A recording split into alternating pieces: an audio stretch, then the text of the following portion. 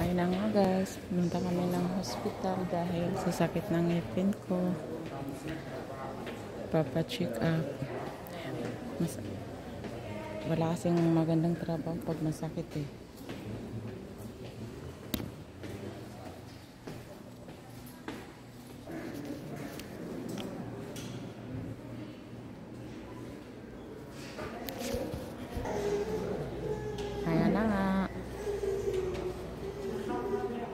Ayan na nga. Bumili sila ng gamot. Ayan. Ngayon ko lang napagtanto. Hindi pala ako libre. Kaya, laban lang. Matatapos din ang 2 taon. Yan lang binigay sa akin. Hindi daw pwedeng bunutin. May bayad. 93 reals. Tapos, wala na. 100. Magkano yung 93? Kaya ganyan na lang po. Maraming salamat sa panonood. Bye!